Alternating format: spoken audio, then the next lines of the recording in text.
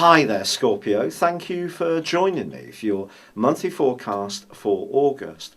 Now, if you've got any hope of global domination, this could be the month when you really crack it, especially in terms of improving your financial lot, which I think may have been under a bit of a cloud for about a year now.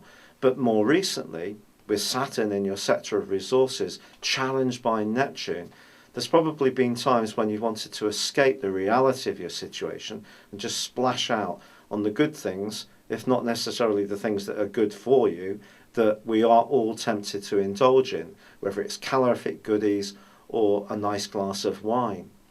But seriously, there's a fantastic link between a new moon in Leo on the 2nd and Saturn, and this is going to give you the opportunity to really show people just how authoritative but thorough you are in your approach. And if you are if you do have an opportunity to take on extra responsibility, people can be very impressed by how you go about things. So that's an absolutely smashing influence.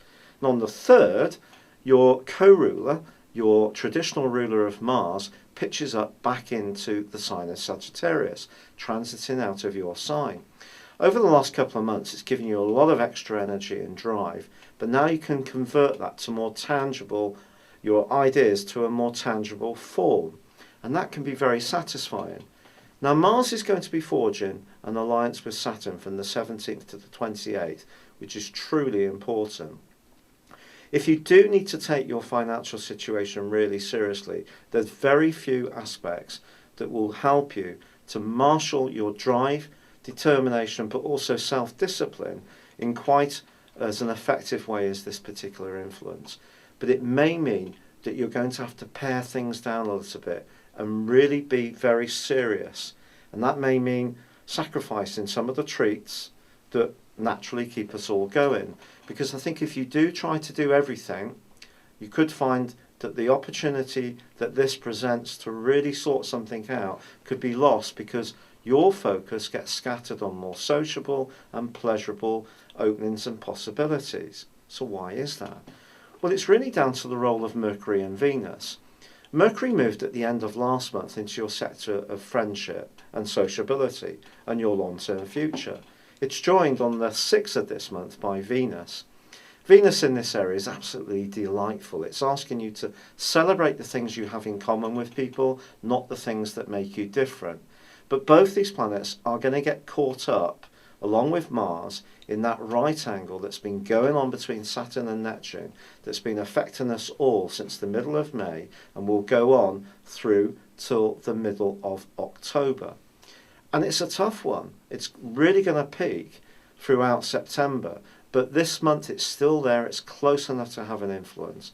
And what it's basically saying to you is if you want to go out and have lots of fun, let your hair down and splash cash in a very undisciplined way, then this month could catch you out a little bit. If you take chances on business projects or ideas without thoroughly doing the research, you could get caught out too.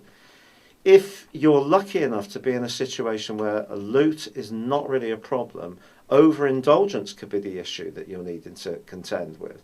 But if you are needing to watch the pennies a little bit more, and you want to improve things, and you want to impress someone influential, discipline is really the key at a time when temptations can come in due to the role of Neptune and the way it distorts things in its opposition to Mercury and Venus, start of week 2, start of week 3. But you know, then there's a wonderful collection of energy. As Venus, Mercury and Jupiter all connect in your sector of friendships and your long-term future.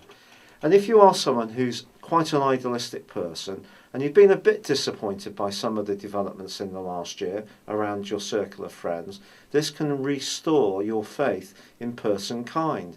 It's possible too, some new and very exciting people can be entering your circle, and these people can make your orbit spin around all the more excitedly and in a fun way too. So it's time to look on the upside, I feel. There's more optimism coming through. But you have to keep a sense of realism. And that's reminded of you on the 18th when there's a full moon. And this suggests that when it comes to your work, your structure of life, if you try to do too much, it's burn the candle at both ends. Your nervous system could really see you suffer in the weeks afterwards.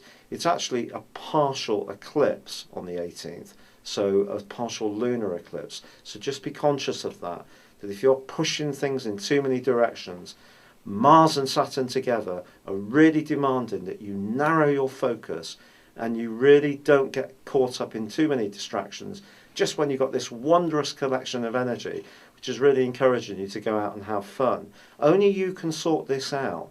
The planets provide the backdrop, but it's how we live our lives which really is crucial. Now, Venus is going to be moving at the end of this month into a sign which could see you think very carefully in the last couple of days of August about your love life, and maybe someone's going to show you, and it could be from that group of friends, that they've got a bit of fascination with you that they've not let you know about until now. They may not tell you verbally. Watch out for the body language. Mercury also slams on the brakes on the 30th of this month. Now, when Mercury goes into a retrograde, obviously it can see us thinking again. It can be positive. There's always so much negativity around Mercury retrogrades, but there are a chance to solve things. So if there are some relationships that aren't going quite as you would like, think about how you could improve them. Cooperation and collaboration can certainly help. And I do feel it's possible for some Scorpios that some kind of reunion, celebration, or high point can be reached in week 3, but it's just about being really sensible about your resources and what you eat and drink. It's been a real pleasure being with you. Thank you for joining me. Good luck and goodbye for now.